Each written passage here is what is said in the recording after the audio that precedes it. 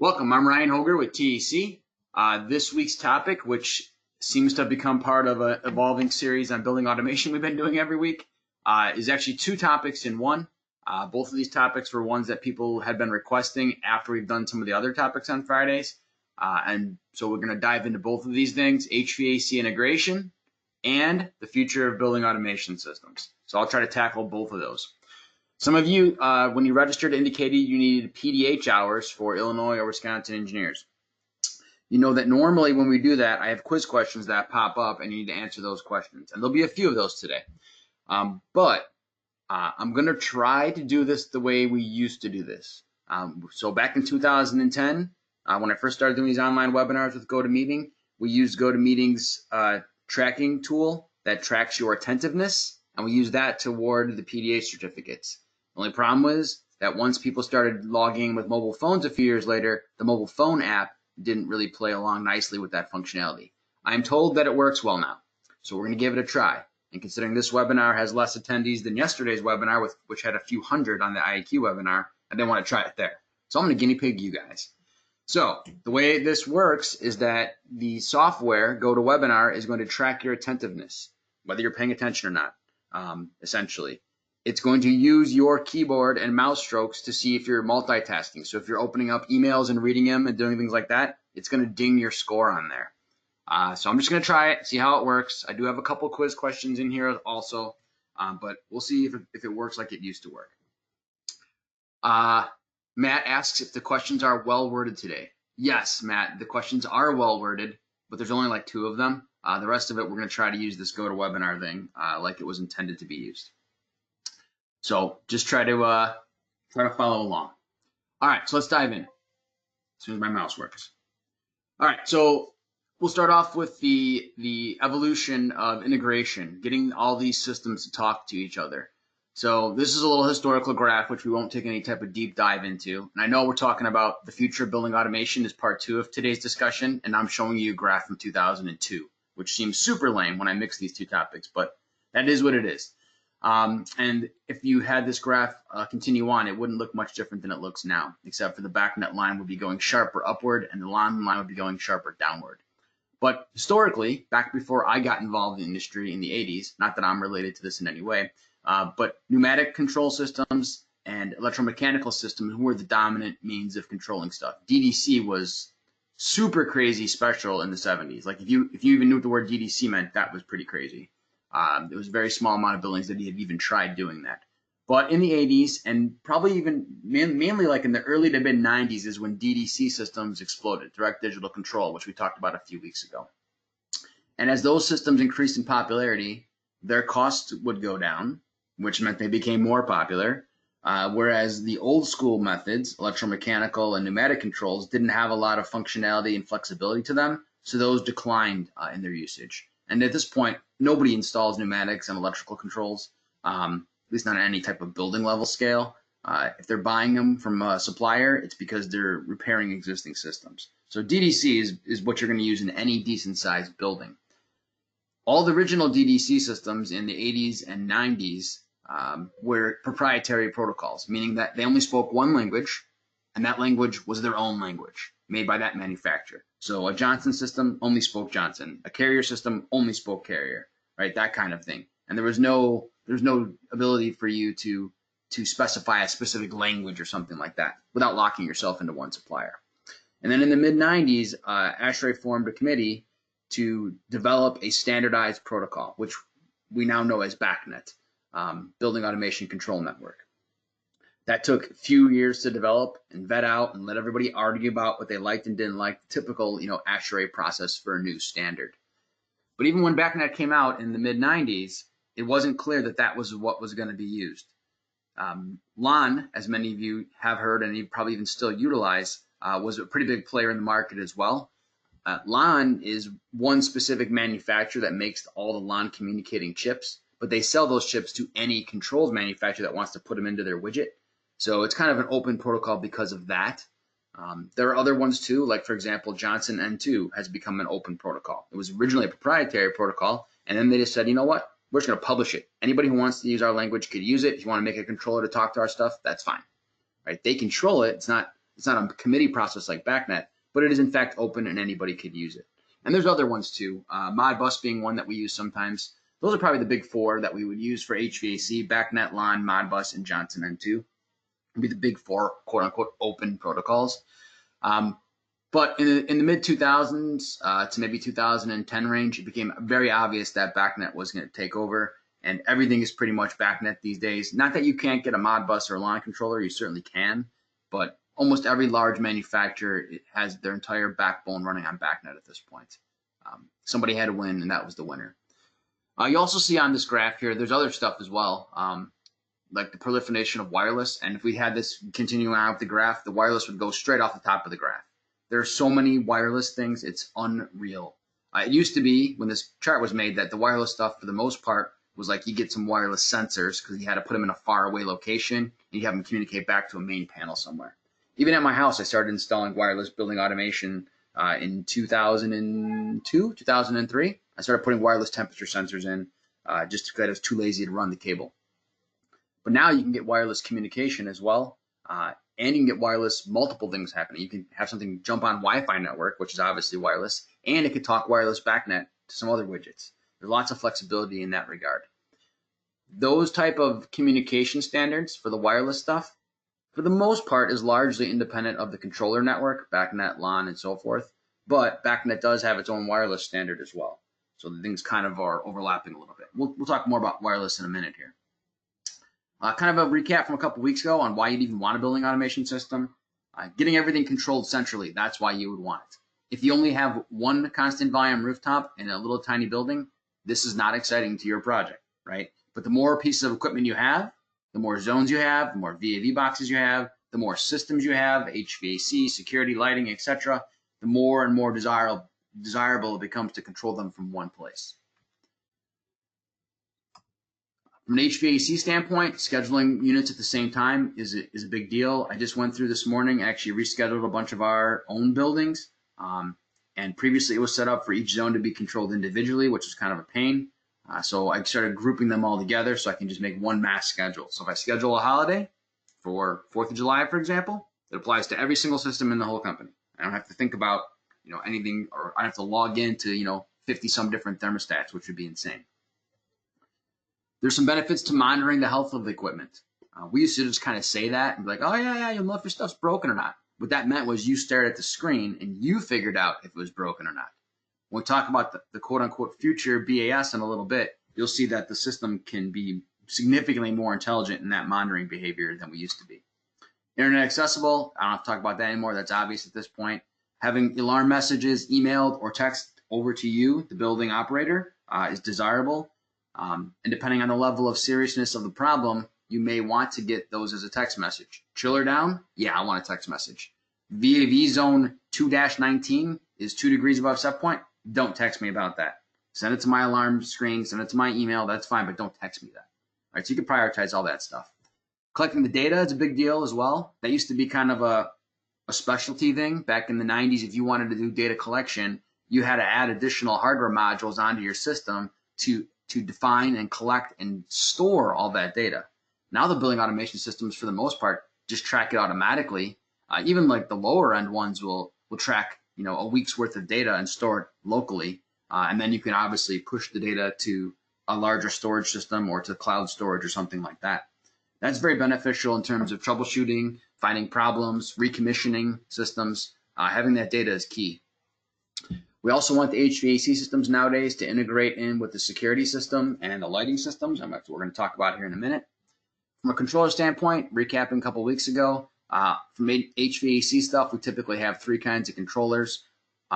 Factory installed controllers, like on a chiller, already knows what to do. You just tweak it a little bit. Application specific controllers like VAV boxes, for example, or a rooftop controller, where it needs some level of programming, but nothing really dramatic. And then wide open slates, a blank programmable controller. You write whatever code you want it to do. All of these guys are going to be able to sit on the same communication networks and talk to each other and talk to the other systems that we're going to define here in a minute. Everybody's got web browsers now. The lighting guy has a web browser. The security system guy has a web browser. The HVAC building automation guy has a web browser. Every system you put in the building has some kind of web access to it. The elevator and escalator equipment guy He's got a web access thing for his stuff. All of it is like that. And you can certainly just buy all 4 or 5 of those systems and have 4 or 5 logins and log into your elevators here, log into your air handlers here, log into your lighting panel here, and so on. But it becomes kind of a pain in the you know what at some point.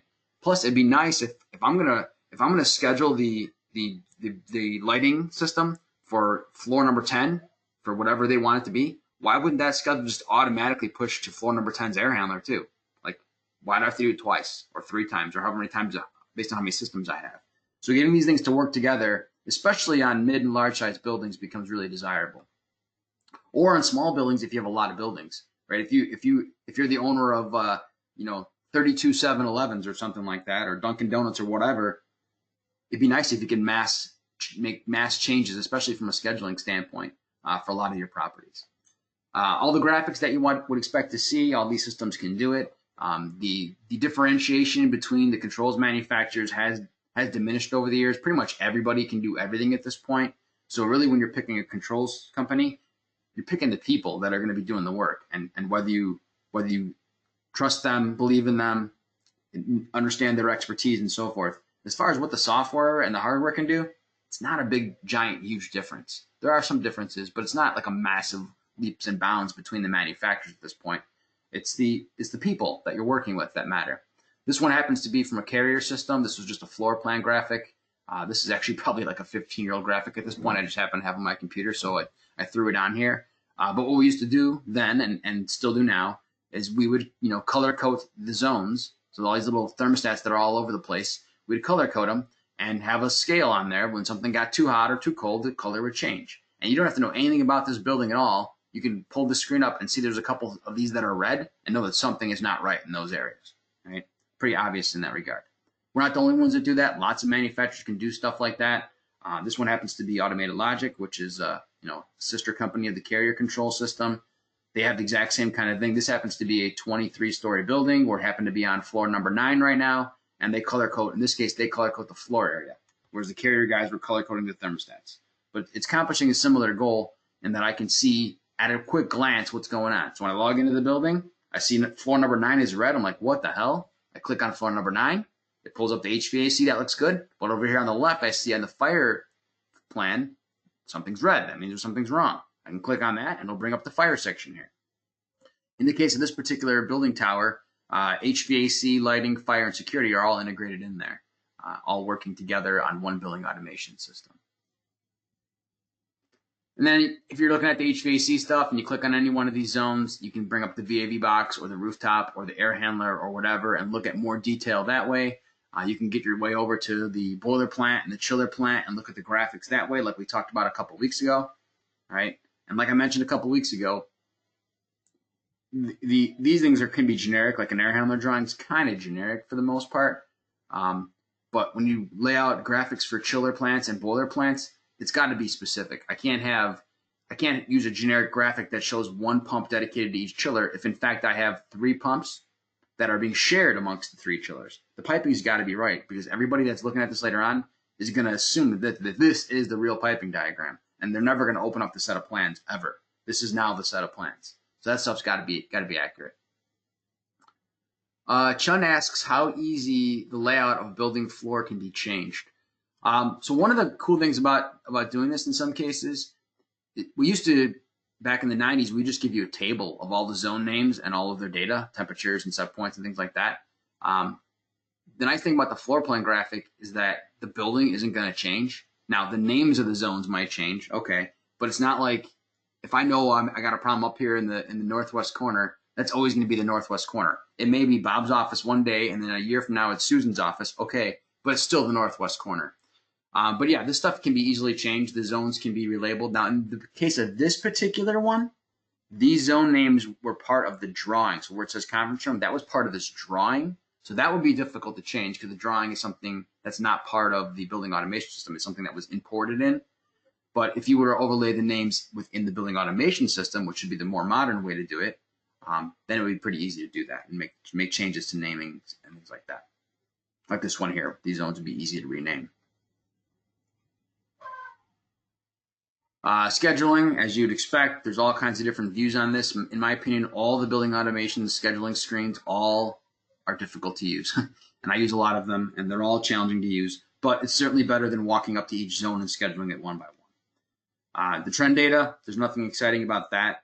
It's exciting to have it, but like visually, okay, it's a bunch of data, right? In this case, it's zone temperature versus supply air for a VVT zone. But plotting these things out on the graph, being able to scroll back in time is pretty key. Even my some of our properties at TEC, we have Ecobee stats running them, and that has been beneficial. Just on those alone, I can log in and see every single timestamp when exactly heating and cooling were called for, how many stages were called for, what the temperature was at that time, what the humidity was at that time. It's really easy to use, and that's just a regular thermostat, the same kind of thermostat you'd put in your house. So having this data available to me on a building, whether it's through a building automation system or a really nice thermostat, is great from a troubleshooting standpoint. If somebody says, yeah, yesterday morning at whatever time, like, I don't know what the heck was going on. It was like roasting hot in here. Something's wrong with your system. And they're like, well, what was wrong? I'm like, I don't know. Well, now I can pull up the graph and scroll back and see as much data as I want. And this just happens to have 2 data points on it, but you don't see it down here, but under this configure button, I could check it and have it show me more and more data points until I can find out where the issue is coming from, overlay more graphs on it if I wanted to. In terms of integrating these systems, there's different levels of integration that we might be considering. And in my mind, it kind of goes into 2 major buckets. There's the I have different kinds of systems and I want them to all work together, meaning that I have a security system and an HVAC system and a lighting system, and I want all 3 of those to go to the same computer. I want them to look the same. I want to log in with the same password. I want it to be one thing, one entity, right? So I'm going to integrate different types of systems into one. Then there's the level of integration where you might say, I want to buy a chiller from Carrier, I'll say, because obviously I'm Carrier biased, but I want to buy my control system from, I don't know, Automated Logic, and I want those 2 things to work together. Oh, and by the way, I happen to already have an existing train chiller, and I want to tie that in too. So I just gave you 3 HVAC things that all need to work together within the HVAC bucket. That's a different kind of integration than just getting lighting, HVAC, and security to talk together. Because getting those guys to talk together, it's not that much, what's the way to say it, point-to-point mapping type data, right? Yeah, I got to have them all on the same communication protocol, all working with the same front end, but it's not like I have to have within the control sequence of its operation, the HVAC does not need to know what the security system is doing on a minute-by-minute basis. Whereas if I was to take a Carrier VAV box controller and put it on a system that had Johnson air handling control, that box controller needs to be in constant communication with the air handler and needs to be sharing very specific data if I want to have my reset routines work. He needs to know the temperature and set points, how fast I'm getting to those things. So it's a different level of integration if you want to integrate within one bucket, a bucket being HVAC or lighting or something like that. So this is what we used to do. We used to give someone a building automation system. Of course, the computer wasn't that nice back then in the 90s. We'd give them a building automation system and say, hey, here's your building automation system. But by the way, it's just HVAC. And then the lighting guy would do the exact same thing we just did. And the security guy would do that and whatever else you had on there. You have all these different systems. And sometimes you'd go in, it would look like, Houston, NASA. There would just be all these computers literally sitting on one big desk next to each other for each type of system in the building. And the poor building maintenance guys, the building facility engineers, had to deal with all these different systems that looked different, navigated different, had different passwords. There'd be like sticky notes all over the place with cheat sheets on them and ways to try to figure it out. It was not exactly user-friendly, but that's what we had, right? So we started doing is tying all these things together. Now, initially what we would do, we being the industry in this case, not typically me, but what we would do is we would put a converter on each one of those systems to make them all talk a common language, right? So we call that a gateway typically is what we called it in the 90s and early 2000s. So these little purple boxes on here are all protocol gateways. It takes whatever language your HVAC is speaking and spits it out in a language that this computer could read. And then the same for lighting and security and for the power metering in this case. So each one of these guys still has their own unique proprietary language, but I'm converting that language and sending it over to my computer. Now, the challenge with doing that is that someone has to go into these little purple boxes and map every single point of data that you want. So every single lighting zone piece of data, and maybe it's just on off. Okay, maybe not that bad. But on the HVAC side, every supplier temperature sensor, every space temperature sensor, what zone it's related to, set points, valve positions, damper positions, every one of those things has to be one by one brought into this little purple controller and then spit out over to this guy over here. So it was not exactly the best way to do that. It's fairly challenging. Then we started coming out with these open protocols in the 90s that I had mentioned previously. There's your, up in the corner there, there's your 4 big ones: Bacnet, Modbus, Johnson N2, and Lawnworks, right? With Bacnet being by far the most dominant one we use now.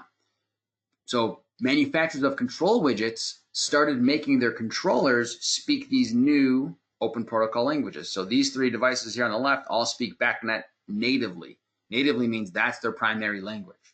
Whereas these 3 devices over here are speaking something else. In this case, they were speaking CCN, and we had a purple controller on here, a gateway, if you will, converting that into Bacnet. So they could all talk to the same computer. Same thing over here on the LAN one, right? There's 1, 2, 3, 4 different things that are speaking LAN natively. And I had a couple other rogue devices that had to go through a gateway. Right, so I can get everything onto one common protocol doing that, where maybe half of my stuff is automatically speaking the right language, and then the other half of the stuff wasn't, and I still had to do that same point-by-point mapping that I was doing over here. So still more labor than we would want to do.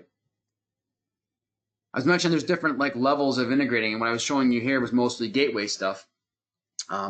And then we can have a standardized protocol like Bacnet where everything can speak one single language. And right now you could write a spec that says everything in my building that you guys are going to bid and install has to speak Bacnet. And that would, there's enough devices out there that you could get a whole building built with Bacnet communicating devices. But what might end up happening is someone might come in and say, yeah, I don't have a Bacnet thing, but it speaks this ABC language, but I'll give you a card that gets it to communicate Bacnet. So you might end up with a couple of those little specialty ones for certain pieces of equipment, maybe for your elevator and for your chiller or something like that. But everything else might speak Bacnet. But I want to point out specifically that interoperability is a subset of integration, and it doesn't, you can get a system that's all Bacnet or all whatever language you want, and it doesn't mean you can directly swap a widget. So for example, I may have a carrier open protocol Bacnet communicating VAV rooftop system. All my VAV boxes speak Bacnet. My rooftop speaks Bacnet. One of my VAV boxes 5 years from now has a problem, and they take it out and throw it away, and they buy a new VAV box, and it has I don't know, an Allerton Bacnet controller on it. I can't just stick that on the system. I mean, I could, ducting wise, it would be fine, right?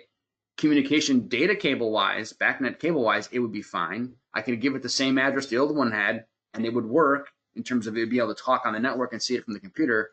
But what it wouldn't do is it wouldn't work with the rooftop unit. It wouldn't be able to tell the rooftop unit its needs, because even once the language is the same, there's different, what I'm going to call dialects within the language. So yeah, all these controllers are speaking Bacnet, but we're all speaking a different dialect.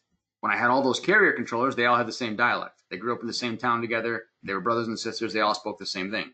I brought in that one rogue Allerton controller. He doesn't know our dialect. So yeah, he can speak with us, but we'll say a word and he'll be like, what the hell is that? I don't know what that means. And then he'll say something and we don't know what that word means.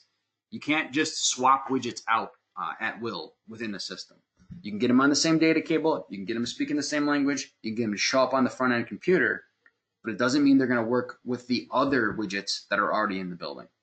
So there's no direct swapping. It's not like plug and play on your computer where I can just take pretty much anything with a USB connection on it and shove it into the slot on my computer and my computer figures out how to talk to it. It's not that. If you guys have any questions, just type them in as we're kind of plodding along here. All right, so I mentioned the Bacnet standard. This standard is constantly evolving, as are most ASHRAE standards. Bacnet stands for Building Automation and Control Networking. Like I said, developed in the early 90s. I believe it's standard 135 if you wanted the numerical association with it. You know, kind of like how we have standard 90.1 is the energy standard, 62.1 is ventilation and IAQ. 135 would be the Bacnet communication protocol standard. And it's constantly evolving. There's a committee of people that keep it up to date. And then all the changes go out for ASHRAE member voting kind of stuff. Normal type of thing. If you want to dive into some of these interoperable buildings, if you check out the ASHRAE building itself, they have a pretty good system of interoperability and integration, if you will, because they got a lot of things donated from different manufacturers. and then they had to get them all to work together. And because it's the ASHRAE headquarter building itself, they're pretty good about publishing articles and data and sharing information, sharing graphics like this. So it's a good little one to research and Google and study up on. There's also a pretty cool building up in Wisconsin. I do some work with these guys at Slipstream, and one of the buildings they have, actually I think they're moving out of that building now, but one of the buildings that they have, it's a pretty cool building in itself. It's got ground source VRF, which is pretty unique, at least it was 10 years ago when the building was put together. But this website, if you want it, you can actually go on that website and see the live building automation data. Anyone, the general public can do it. So you could do it like right now after this webinar if you want. Don't do it during the webinar because it'll ding your GoToMeeting score, right, for your PDHs. But you can log into that and you can pull up anything you want. Now, obviously, you can't change set points and schedules and stuff like that. It's a view-only thing for the public side of it. But they're tracking a lot of data, and you can see stuff over time. And they've even had people, email them and say, hey, I noticed over here on this day, blah, blah, blah happened. You guys might want to check on that. And they'll go look at it and find out that they got something wrong with one of their pumps or something like that. So it is kind of a cool one to research as well. You know what I'm going to do? I'm going to see if I can put that so you guys will have it for, I'll take that link.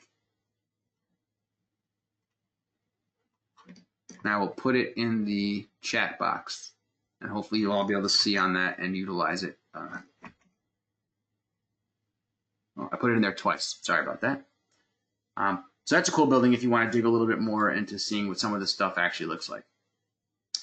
In addition to getting the building components communicating together, right, which seems kind of obvious we'd want to do that, right? Fire and HVAC, we want those to work together because if the fire alarm goes off, we want it to be able to shut off air handler fans, open dampers, close dampers, make changes like that to reduce the spread of fire. So there should be some interoperability to those things. Same with security, makes sense, right?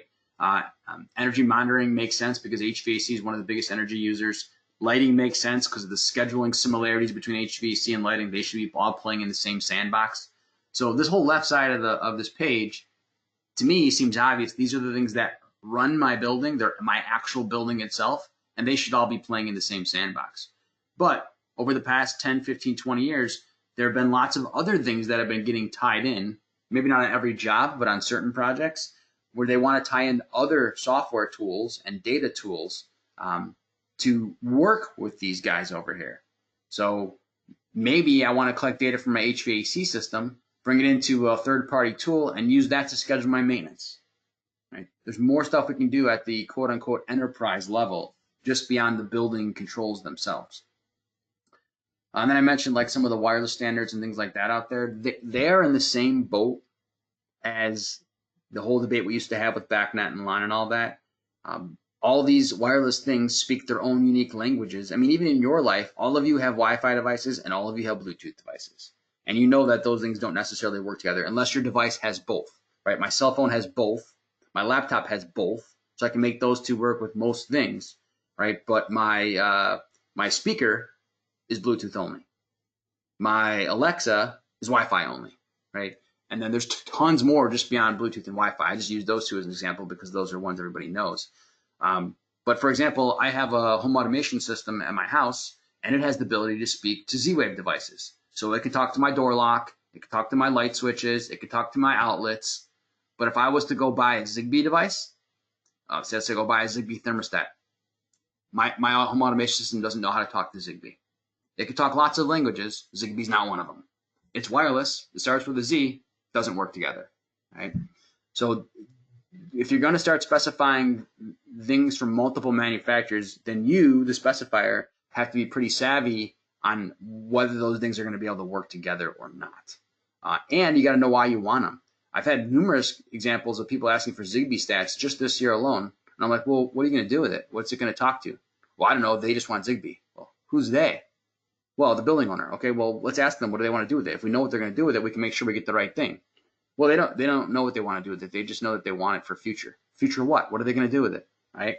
There's no reason to get it if you don't know what it's for and don't know how to use it. But in any case, there's lots of these protocols out there that you'll see floating around. So we started out with all the pneumatic electronic controls. Then we had proprietary DDC. Then the Bacnet LANWorks, which is now pretty much just Bacnet for the most part. Then the IT guys got involved, which good or bad, depending on your view on the IT guys. But all the stuff we used to do, we used to go into a building and we'd install all of our building automation stuff, and we never had to speak to any IT guy. Now that's the first thing we do on a building is find the IT guy. What's he going to allow us to do? Can we use some of his network backbone? We have to run our own backbone data cables. Is he going to let us have access to the internet through his network? What's he or she going to allow us to do and not do? And then the process with them all the way through and making all those things work together. All right, do we have any questions before we go into the next section of stuff? Let's see. Quentin says, when or if code requires a building to have a fire alarm control panel, can you just incorporate this into the main BAS control module? I guess in theory you could, but that typically is not what is going to happen because there's typically specialty automation systems for the fire alarm system. And a lot of times they're going to want the fire department to be able to come into the front door, have a fire alarm panel there that's well labeled and documented, and they'll have manual keys typically and turn those keys to make certain things happen. But when they do that, let's say they turn the key that says we need to pressurize floor number 3. Well, that signal goes into the fire alarm system, which can then push its way into the building automation HVAC system. And when we say pressurize floor number 3, that HVAC system has to know what that means. Oh, pressurize floor number 3? Okay, that means I need to shut all my exhaust dampers and exhaust fans, and I need to open up my outside air intake and crank the fan all the way up on that floor. And then on the floor above it and below it, do the opposite and lock it down so I can really blast floor number 3. So typically it's going to be a separate system, but it's going to need to talk to our system, ours meaning the HVAC system. Because I'm assuming most of you guys are HVAC guys on this call. Hopefully. Not hopefully, but I'm just assuming. All right, so what's going on in the future? I tried to take this and I broke it into 3 categories, and then I also added a 4th kind of like bonus topic on at the end. Now, I'm not saying every one of these things I'm talking about is something that you can buy and specify today, which is why we're calling it the future. Although, honestly, 2/3 of these things are available in the marketplace right now. You could get them right now. Maybe not all from one supplier, but most of them are. So the first section is the easy stuff because it's stuff that we already do for the most part. Optimizing things, automatic optimization. Have the building automation system optimize the equipment for me. Some of these are really basic traditional things that we've done a long time, so I'm not going to dive into them. But say like an outside air reset schedule on a boiler or chiller, right? As it gets colder outside, make me hotter water. As it gets cooler outside, make me warmer water. It's a pretty basic thing. It doesn't require a lot of thought and consideration. You don't even need a DDC system to do it. A lot of boilers have their own controller to just do it. But those kind of strategies that we can do are pretty easy. We mentioned for you guys that were on the VAV call 2 Fridays ago, we mentioned 2 reset strategies that are code required there, right? Static pressure reset and supplier temperature reset. Static pressure reset on a VAV system means that I'm going to babysit all the VAV boxes, and if nobody's 100% open, obviously I'm giving you guys too much pressure. No one's taking it all, so I'm going to back down, right? And then opposite direction.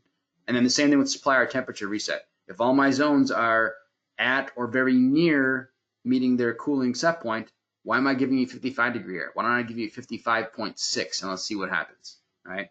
Those kind of things are well established for a couple decades now.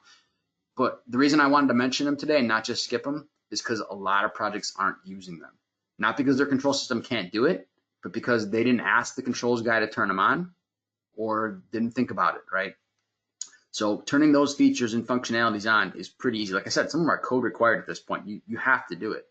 Well, you're supposed to do it. No one's forcing you, but you should be following the energy code. So you need to get these things turned on. Before you even start asking your controls guy about fault detection and diagnostics and all these other things, get the basics implemented and working. Demand control ventilation is another one of those things, automatically resetting the outside air temperature or outside air ventilation position based on people breathing in the zone with CO2 sensors, although most of our DCV systems are putting on pause at the moment because we want to intentionally overventilate right now because of the whole COVID thing. But in general, DCV energy savings is an automatic optimization you can do. Intelligent recovery, adaptive recovery, optimal start, adaptive optimal start, smart recovery. There's like 75 other names depending on the building automation company and or thermostat company you're dealing with. All those things are similar in that what they historically do, and they've been around for 30, 40 years also, what they historically do and I'm going to bring them up because people are using them wrong. What they historically do is they look to see how long it's been taking to heat or cool your building when it comes out of setback, and making a decision on when to start your system today. So, for example, let's say it's wintertime, and let's say yesterday it took me 43 minutes to heat your building to set point. All right, well then today I'm going to start 45 minutes before the scheduled time to get you to be right at set point at 7 a.m. when your building opens. But then today, if it only takes me 17 minutes, well then tomorrow I'll make a decision based on today. Now, most time they don't look at 1 day, they'll usually look at 3 or 7 days of recent time frame. So it kind of buffers it a little bit in case you have one freakishly, weather day.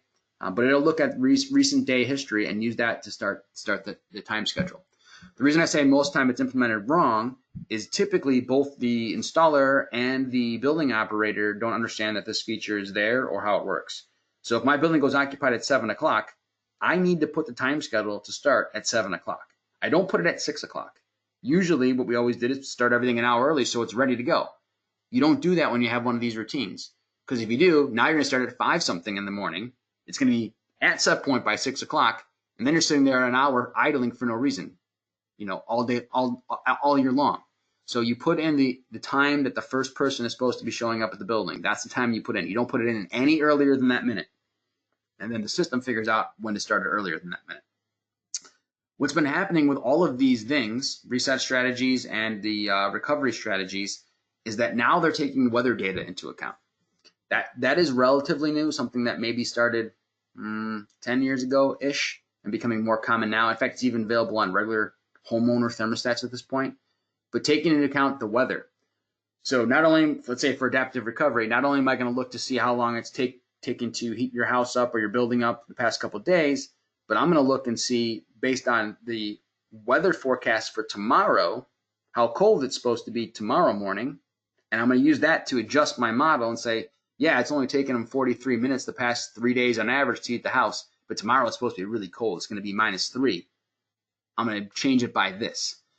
So normally when that happens, what the systems are doing is they're usually using cloud computing, mainly because the controllers themselves don't have the processing power or the storage space to collect all this data.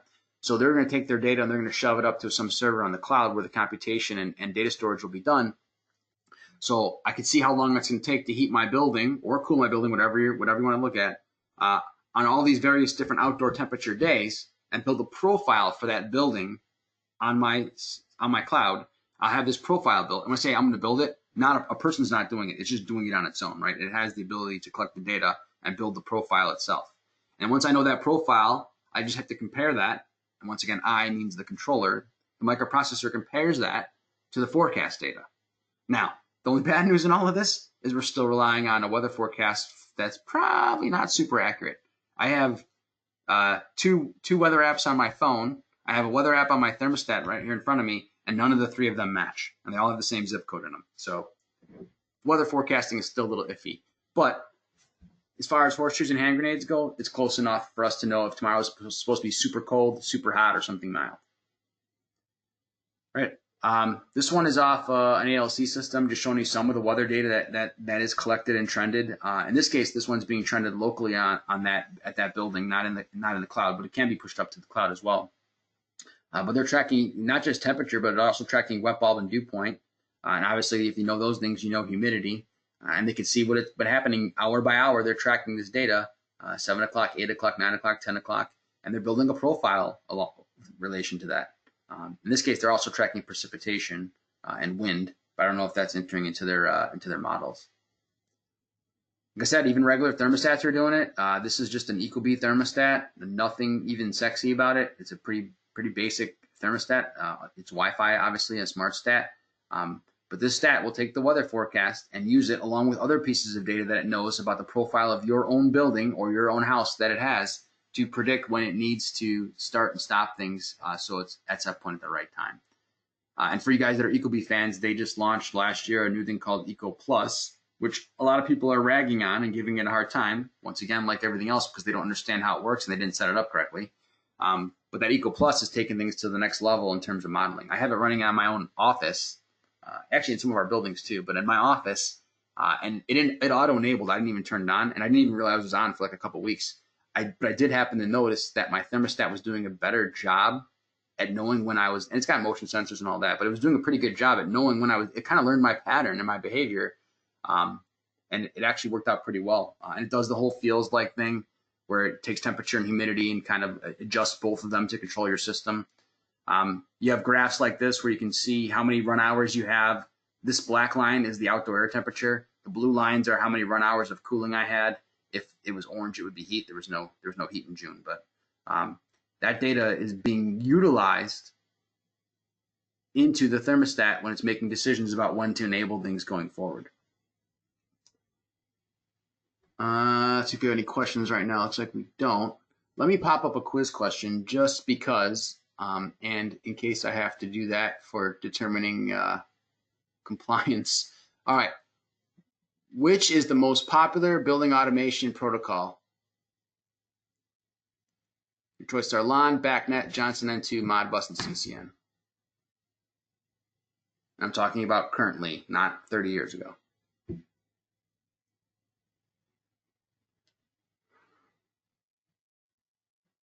If you're having any trouble clicking on the question box, you might be in full screen mode. You might have to leave GoToWebinar's full screen mode to click on the question box. All right, I'm gonna let that go like another 10 seconds for you guys to answer.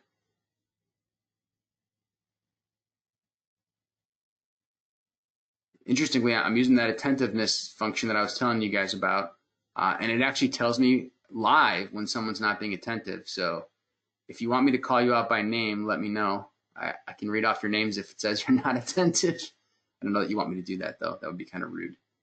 At least you know you weren't getting PDHs. All right, I'm closing this webinar. 82% of you guys answered. So 5, 4, 3, 2, 1. And 97% of you got it correct, which is you said that Bacnet's the most popular protocol that we're seeing in the marketplace today. All right, let me close that poll question. Let's see, we've got a question from Chun. It says that you said that, I don't know what this says, differential ear equipment has spoken a different dialect. Is that the same middle-age English and modern English? Yeah, I barely speak English at this point. It's probably more like my grandfather talking to my grandkids, right? I don't even have grandkids yet, but that's probably the large disparity in verbiage, right?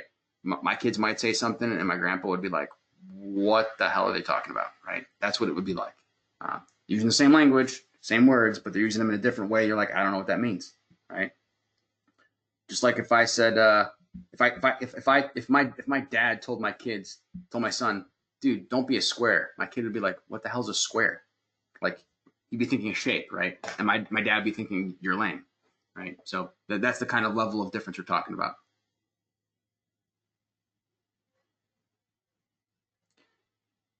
All right, so let's go back into our discussion here. The next thing we want to talk about is fault detection and diagnostics. So good or bad, that term, FDD, has become burnt into all of our brains as being the code required economizer requirement, right? Because that's the first place many of us ever saw fault detection and diagnostics. As you know, FDD is a code requirement for economizers for the IECC 2015 and 2018. But the term itself doesn't have anything to do with economizers. I mean, economizers are one thing that could be optimized with FDD, but it is not the only thing. So that term FDD is to be much broader than it would be just for the code required thing. It just happens that the economizers have that. So what is FDD then? Well, this is going to be a functionality that some controllers have or could have, one or the other, depending on your control system that you have, that automatically detects the problems in your system and diagnoses them. Both detect and diagnose. Hence the name, fault detection and diagnostics. What's detection mean? Detection means I have to identify there's a problem. So that could be temperatures are too high, temperatures are too low, pressure's wrong, the actuator only opened halfway instead of all the way. I got to detect that there's a problem, right? That's the first part. The diagnostic part is then using math and science to figure out what the likely cause of that problem is. So I don't want to just tell the building operator, hey man, yeah, your economizer's messed up. Hey man, your heating valve's messed up. I'm like, well, what happened? The diagnostic part is what happened, right? So it's like if you're going to the doctor, right? They have to first figure out what your symptoms are, the detection part, and then they have to diagnose what's causing the symptoms. I don't want to just fix symptoms. I want to fix the root cause. So that's where this is going to come into play. So there are some things that make this easier. For example, ASHRAE Guideline 36, which is a relatively new document from ASHRAE, has airside fault detection and diagnostic definitions in it that the building automation guy can use and create. And this is some of the ones that it has. These are pretty common systems, right? Air handling units, rooftop units, which would be a single zone unit, fan coil unit vent, heat pumps. It has these airside based diagnostic definitions, so you can utilize those in your programming language and have it track those without having to create it all from yourself. Now you still got to create all the code, obviously, as the building automation manufacturer, but at least ASHRAE is defining to you how it's supposed to work. All right. If you want some examples of water side, I can direct you. It's not really well represented in the Guideline 36, although that's coming obviously. But the ASHRAE Research Project 1711, and for those of you guys that are ASHRAE members, you probably will recognize these slides because they're stolen literally from the Illinois presentation last year. Literally, I cut and pasted them because that's how lazy I am. But I thank you, Illinois ASHRAE, for all of your fine contributions to today's webinar. But there's different things you can have defined there, so that way all of us are kind of doing it the same way. That's one of the good things about it being in the IECC for the economizers, is it tells you exactly what stuff you got to babysit. So every manufacturer of economizer controller has to do it the exact same way. And that's kind of what these ASHRAE standards are trying to do for these other types of devices. It's difficult though, because not every manufacturer calls everything the same. Not even every person calls everything the same. We're back to that dialect kind of thing. So for example, I might call something supply air temperature. Another manufacturer might call it discharge air temperature. Well, damn, that's the exact same thing on the air handler or whatever it is. But we called it something different. So now for systems to automate that, we don't know if it's the same thing or not. Maybe it is something different, right? So there are ways to get these things to be standard. And once again, ASHRAE is coming to our rescue with standard 223 to tag all these things, define what we're going to call all these things, standardize what we call the widgets, devices, sensors, make them all named the same, so it's going to be easier for all of us to make them work together. So ASHRAE 223 is doing that. Outside of the HVAC scope, there are other entities that are doing that as well. I threw a couple of them up here. I'm not going to dive into them because quite honestly, I don't know a lot about them. I know that they exist. I know that their job in life is to get me this standardized tagging and semantic type data, but I don't know exactly how they're going to enter into my life in any way. But they're much broader than just building automation stuff. Pretty much everything on every manufacturer who makes internet communicating things is probably aware of Project Haystack at this point. Not only does the building automation system need to support the FDD, but a lot of times we need cloud computing to do it as well. Some of these controllers that are in the field are great for controlling the air handler or the boiler plant or whatever, but they don't have sometimes the microprocessing ability or the data storage capacity to handle some of these other larger calculations and the trend data that we would need in order to predict something's failing. If I'm going to predict one of your widgets is about to fail, well, gosh, I better have a bunch of data about how it's been operating for the past several months. Otherwise, I don't know, maybe this is the way it always is supposed to be. So that data usually has to get pushed up to some kind of cloud storage where I can have it be managed and stored that way. So this is just more of that discussion. Behind the scenes, the manufacturers of some of these widgets are using data from other people's research to figure out when things are supposed to fail or not, depending on how you want to look at it. And be able to predict when something bad is about to happen based on the trend data that it's collecting. And once again, we're probably doing that in the cloud, so we have enough data built in there. I'm going to speed up a little bit just so we don't run out of time. For once, I'm going to have a webinar end at the right time. I swear I'm going to do it. So there's different kinds of things that can be analyzed. For example, rule-based. I might be able to say, if this happens, I want that to happen. Right? I could define that as the manufacturer or even the local controls guy. I could have these rules set up. If the controller sees this, I want to interpret that as this. Right? This is happening. For example, one of my economizers has a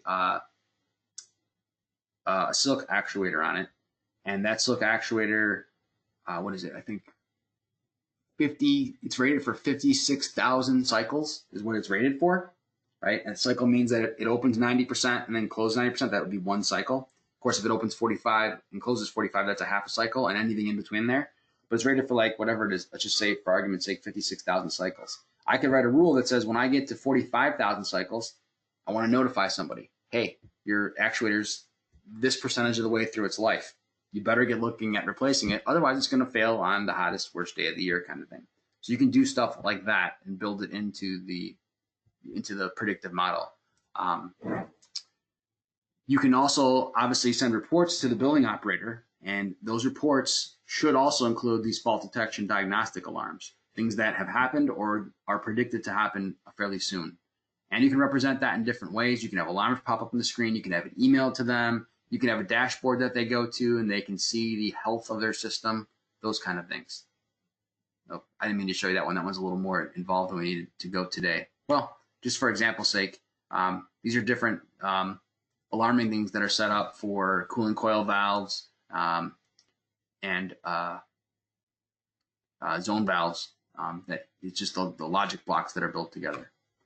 But this is the kind of thing that the end user would be looking at. They might get a report showing all of their critical FDD alarms, right? Telling them the location of the building or the location of the zone, the name, VAV box name, what the particular problem is, right? How it's been happening the past week in this particular case, right? And then a description of what it is. Zone air temperature sensor has failed. Right? They would get reports like that so they can take a quick glance and see, and then they can sort it by equipment type and stuff like that and take care of the chillers first before they worry about a VAV box, right? Do the chillers first, then the air handlers, then the VAV boxes in a priority type order. They can also have it set up to populate alarms that pop up on the screen, or this could be sent out as an email as well, right? Your typical timestamp and so forth. But instead of an alarm that just says, yeah, it's cold in here. Yeah, it's hot in here, right? In this case, it's significantly more detailed. The economizer dampers are cycling. If this happens frequently, you may wear out your damper actuators. Common causes are this, right? You should go look at this thing, right? Energy recovery, outside air and discharge air sensor errors, right? I'm telling you exactly what to go look at. So it's trying to do more than just telling you something's not working, which we've been doing for decades, but telling you what's not working and what you can do to fix it. Another simple example, once again, Ecobee, because I have a lot of Ecobee stats, a ton of them, like 30 some of them at our own buildings. Actually, I think we're up to 50 now. In any case, I can set alarms on there, so if it's below a certain temperature or above a certain temperature, I get an alarm. If it's below a certain humidity, above a certain humidity, I get an alarm. But I can also have it, and I do have it set up, to tell me when it thinks my equipment is underperforming. So I don't define anything. I don't say this specific temperature is a bad thing, but I might get an email once in a while that might say, hey, rooftop 13 has been calling for cooling for 3.5 hours, and the space temperature only went down 0.4 degrees. Well, dang, that doesn't sound very good, right? Something's probably wrong. And so I need to go check on that one. And I can look at the trend graphs and see if I can develop a pattern that way. But it'll proactively send me an email telling me that without knowing what the temperature was supposed to be. It's just saying, hey, we've been running this cooling a long time, dude. And like, ain't nothing happening. You better check it out. You can also do dashboards like we were saying, where you can see, key things. This is kind of a macro scale, and you would obviously want to go into a deeper dive if you wanted to fix a specific thing. But you can see at a large scale for your entire complex, your entire building, your entire campus, whatever it is, what's going on. The last one that we were going to talk about was and by the way, that fault detection and diagnostics is something that you can specify now. Lots of manufacturers can do it. You can't just specify, I want fault detection and diagnostics. That wouldn't be deep enough. You'd have to specify what kind of equipment you want it on, because if you want it like on every little tiny VAV box, that's a different pricing scale than if somebody's going to do it on something big like a chiller plant. So you got to kind of think about that when you specify it. But continuous commissioning, right? It's kind of similar to the fault detection and diagnostics, and sometimes they get used in conjunction together. So if you had a lot of FDD faults on a particular widget, but you couldn't figure out what was going on, you may implement a continuous commissioning software tool to babysit that thing and see if you can figure out what's going on for you. So there would be predefined rules and models for specific types of widgets that you, meaning the building automation contractor, could implement. And what it'll do during unoccupied times, typically, it'll run the equipment through its paces. It'll try to make the equipment meet certain set points and things like that. and collect that data and compare it to the data you had in your fault detection and diagnostics, and try to figure out, well, yeah, it's been working fine until the valve gets to this point, and then this happens. Holy crap. It'll try to figure that out for you. This is not as defined, or as, I should say, as established as FDD has been in recent years. This is slightly more cutting edge type stuff. Once again, something that's available in the marketplace, but not as available as FDD. I'm trying to get done on time here.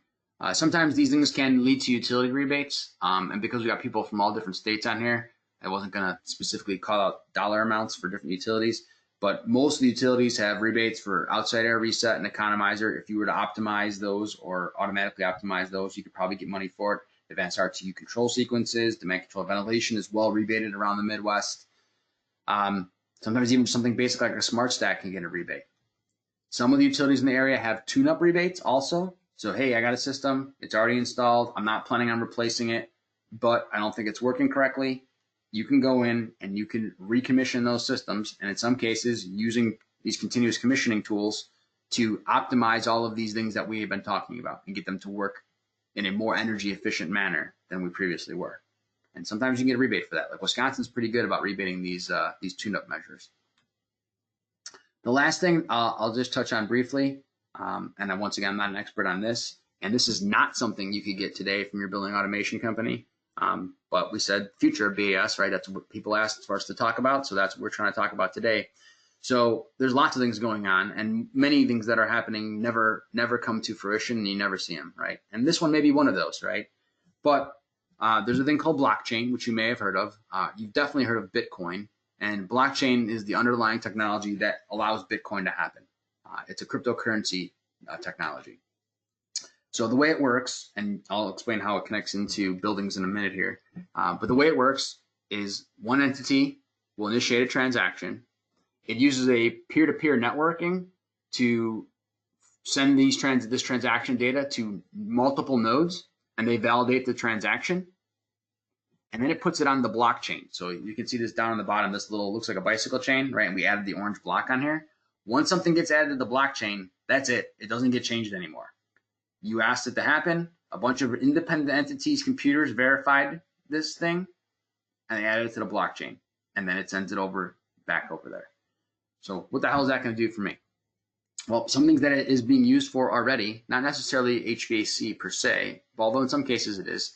For example, tenant billing. This has been the vein of the building automation company for years. We all hate doing tenant billing and sub-metering type projects. Right? The idea is, oh, everybody's got their own water source heat pump, and we want to bill them individually for the water that they're using from the cooling tower or the boiler or whatever it is. And then we have to meter all of those things, and then we have to equate that to some mathematical formula to send them a bill. Then I got to take that information, and someone else is probably going to manually type it into a billing system. This would be able to connect all of those things. The meter would be able to talk to this peer-to-peer process and add a blockchain entry that then automatically invoices somebody.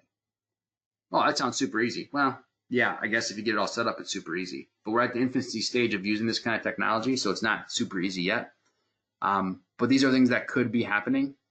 Theoretically, equipment manufacturers could be paying out warranties based on the equipment notifying the manufacturer that there's an issue, and then paying the warranty out to the owner. Obviously, things have to be set up correctly in the beginning for that to even happen.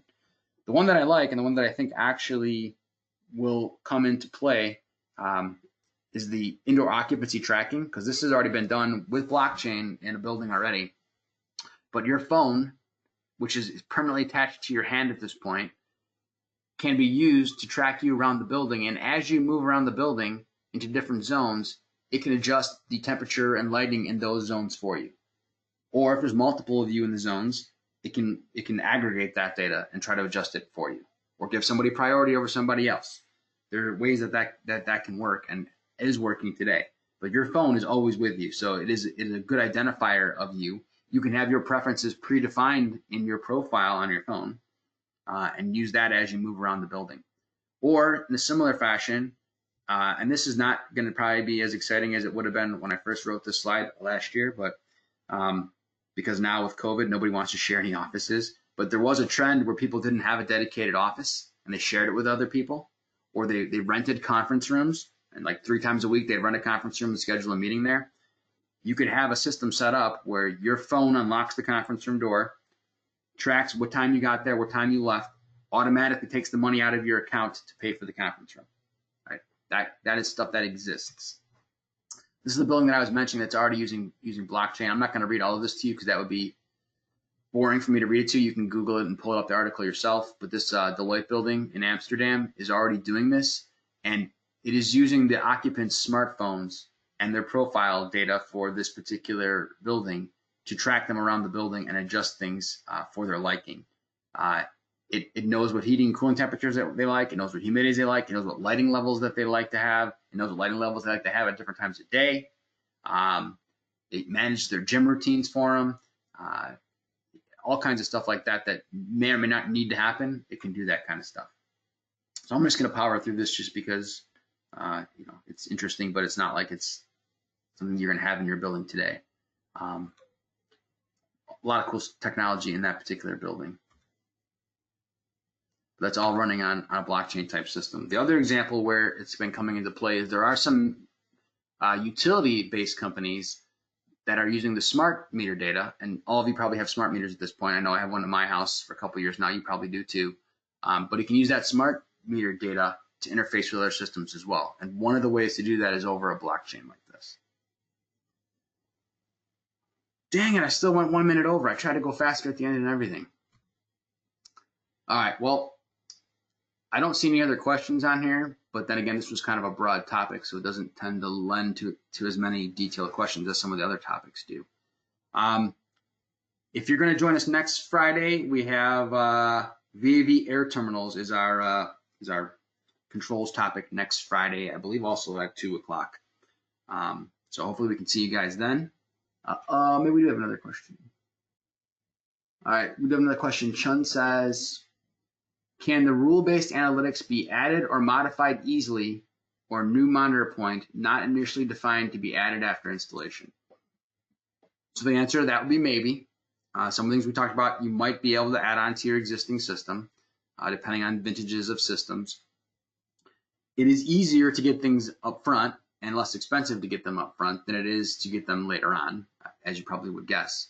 But some of these things can be added on to an existing system, depending on what it is that you're trying to add on. A lot of the things, like some of the simple stuff, your system already has it.